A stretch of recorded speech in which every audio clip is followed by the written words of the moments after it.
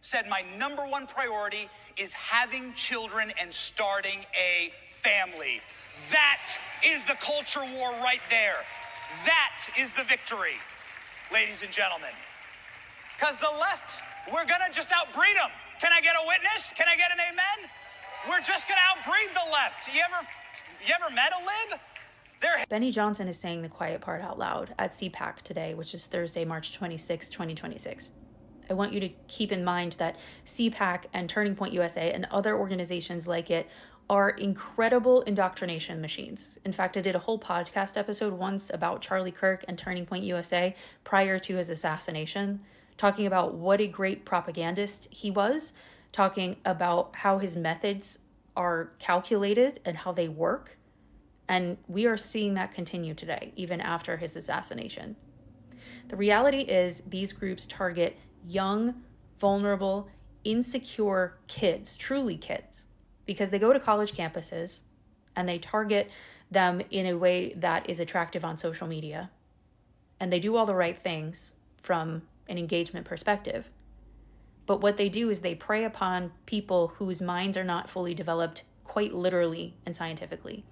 These kids don't have a fully developed prefrontal cortex. They are not able to critically think for themselves. So they fall into this trap. And what I hear is not just the pushing of the concept of get married young, have lots of babies, get married young, have lots of babies. What I hear Benny Johnson say in moments like this is he is panicked and he is scared, and so are the rest of the leaders in these organizations. Because what they are realizing is that people who are Republicans and have been lifelong Republicans are leaving their party in mass exodus style. And those that are not leaving the party are starting to vote blue. And it's evident in the last couple of months more so than ever, because we have people saying, I'm a 3-time Trump voter. He promised no new wars. Now he's in a war. He promised lower prices. Now the prices are, spiking. We see this happening. And we don't just see it happening out in society. We also see it happening on Capitol Hill. Record numbers of Republicans saying, I resign. That's why there are so many special elections right now. Their party is dying.